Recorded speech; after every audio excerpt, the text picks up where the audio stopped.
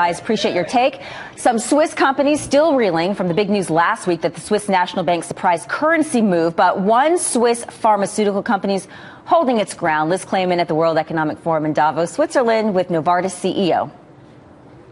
Lori, last week in a single day, $100 billion was slashed from the market cap of blue chip stocks in Switzerland after the Swiss National Bank said, we can't do it anymore. We can no longer cap our currency against the euro. What was that day like for Swiss companies? We have Joe Jimenez, the head of Novartis, the Swiss pharmaceutical giant. Thank you so much, because this is a very important interview to hear your perspective first on what that was like when you heard the news. Our first reaction was, okay, what does that mean for the company, and what are we going to do about it? Now, Novartis is quite a multinational company with a lot of sales and cost in other parts of the world, not just Switzerland. Switzerland's a relatively small company for us, so the situation for Novartis will be that we've got about 12% of our costs in Switzerland, so a rapid appreciation of the Swiss franc means that we've got to address our cost base, particularly in Switzerland. But your stock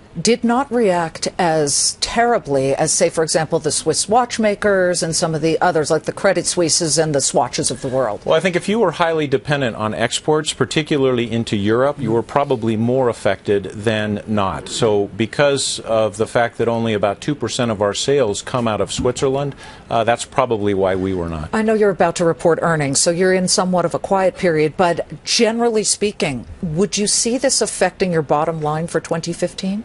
Actually, right after the Swiss National Bank took action, we released data that showed that about 12% of our cost base would be impacted by the activity. So we're going to have to take some action to make sure that we adjust and that we adjust the cost base, but we're planning for that. Can you define that action? Are you talking about layoffs, and if so, in which parts of the world? Well, next week when we announce our earnings, we'll talk in a little bit more detail, but what it will entail is just going after costs that we know that we can take out and that we can adjust. I don't think anybody's expecting a company that's as big as Novartis to be highly impacted by that, given that we have a big part of our business in the U.S., a big part of our business in other parts of Europe and in Asia. So you've got so many drugs that people watching right now depend upon. Where are the strongest drugs in which parts of the world right now?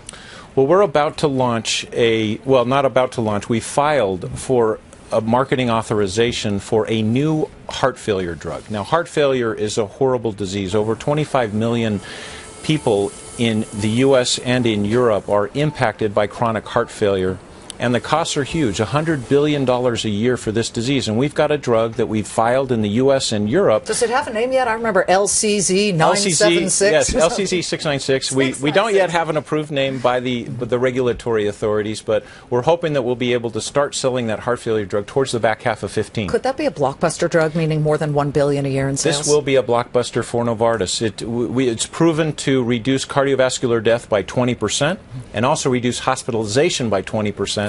So this is going to be a very important drug, not just for Novartis, but for the patients who need it. Gilenya, which you and I spoke about when it first came out, the multiple sclerosis drug that doesn't entail people having to inject it.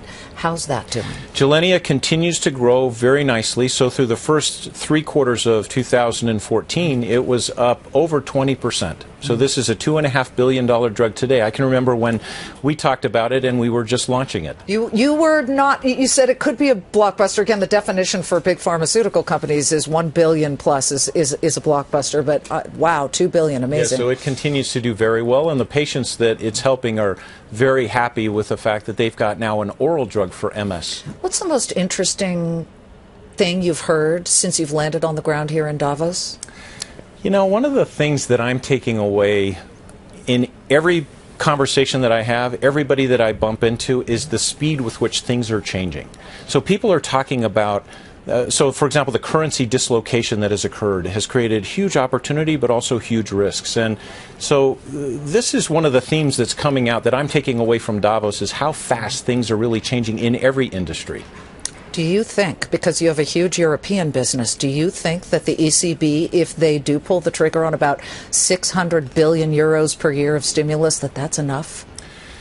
No, I don't know if it's enough. I think we have to think about Europe in the long term, about getting investment back into Europe so that we can create jobs and that we can get the economy growing. I think that the stimulus will help, but I also think that we as industry in Europe have to commit to building our businesses in Europe. Our business in Europe is growing nicely. In the first 3 quarters of the year, we're up mid-single digits, so we're not seeing some of the issues that some of the other companies are. Okay, that's news. Not the worst thing in the world when it comes to business in Europe. Wonderful to have you, Joe. Thank you. You've got a busy schedule. A Swiss Pharma giant? Are you kidding me? It's great to see you. Thank you so much. Joe Jimenez of Novartis. Lori, back to you. All right, great stuff, Liz. Thanks so much.